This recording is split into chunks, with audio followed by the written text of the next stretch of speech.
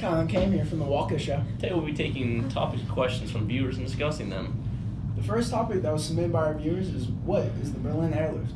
Well, that is a good question. Definitely something we should talk about. Because of the Soviets blocking us from getting food into Berlin, the United States government has decided to send food and water to help the Germans in Berlin. We are on day 134 of sending in supplies, and there will be plenty of more to come. These lifts are saving thousands of people from hunger and should be continued until the blockade is destroyed. Sure.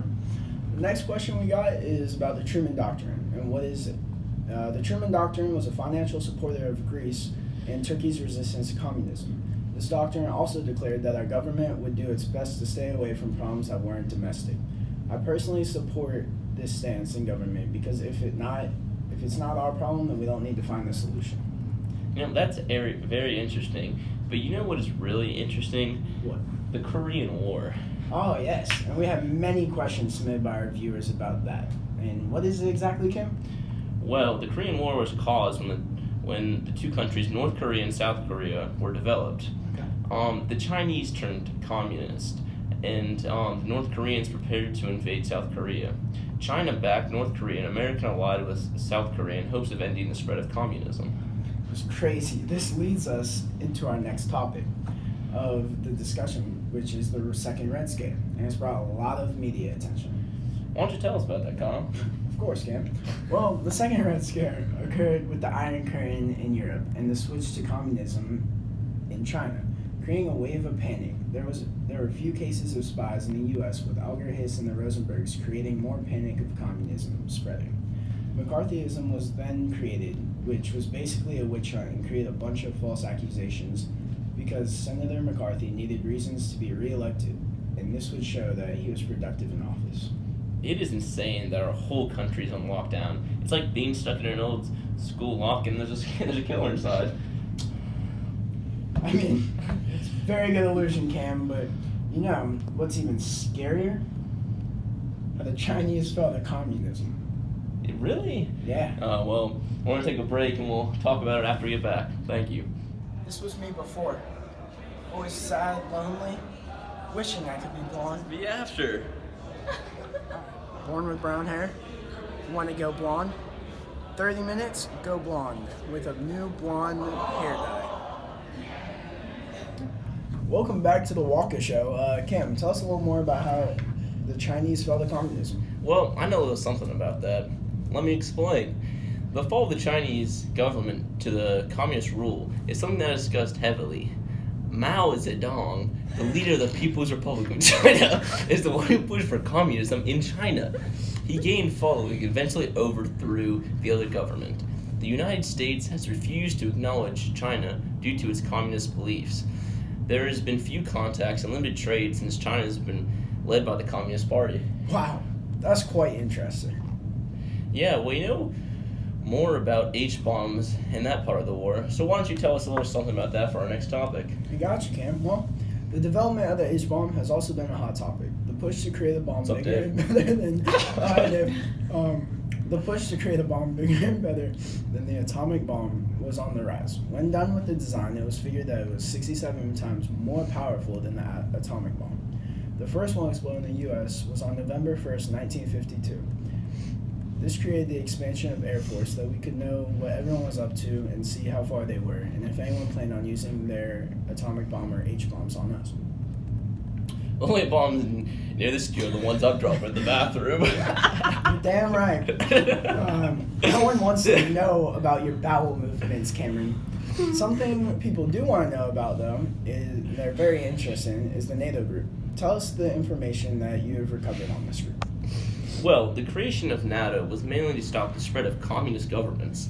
The U.S. and 11 other countries started them together in 1949. NATO has 500,000 troops standing by in case of an invasion or a large-scale attack. The countries who signed all did so that we would be backed up and no one would be overthrown by opposing countries. No, they also use satellite states to stop Really? the spread of communism. The satellite states were set up for the sake of ending the spread of communism, and they were, talk about butchering, they were Czechoslovakia? Yes, East Germany, Hungary, Poland, and Romania. They were all under heavy political and military influence from the Soviet Union. That's awesome. Just shows us all the things that were done to stop communism. Yes. Yes, it is, Cameron. All right, what's the next question we have from the audience? I don't know what the next question is, but I have another commercial here for you, so we'll be back after the break. Appreciate it. Barbara, leave!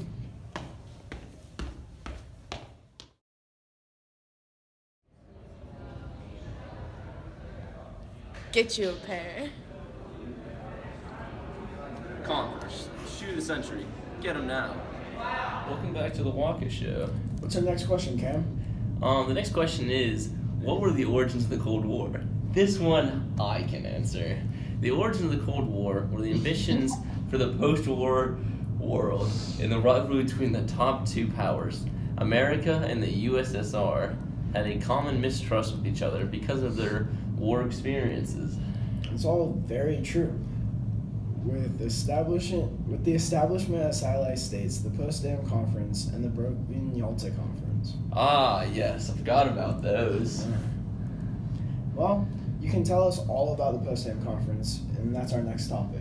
Okay, well, the Potsdam Conference was when the Big Three met for a final wartime conference. The Soviets still wanted reparations from Germany, and the U.S.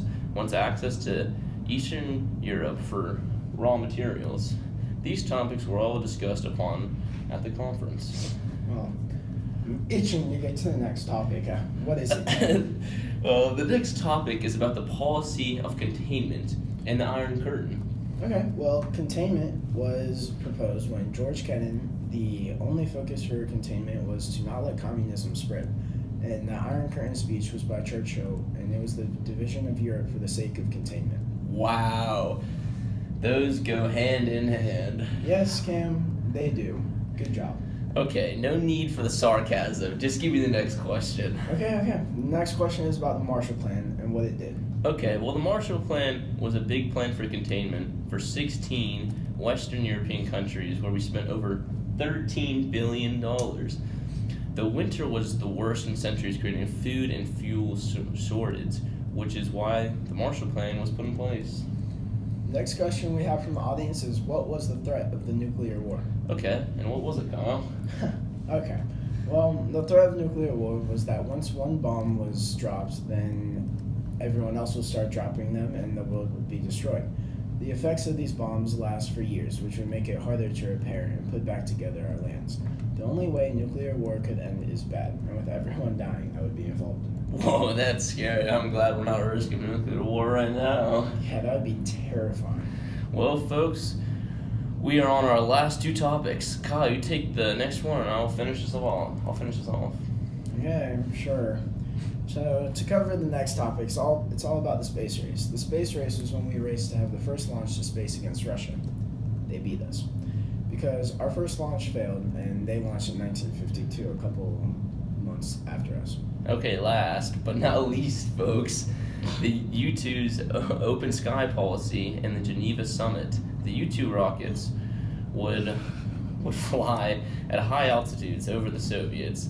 The program for these was an open secret that almost everyone knew about, but did not mention. The Geneva summit was an attempt for open skies where they could spy on each other to see where they were at and with their nukes and other bombs.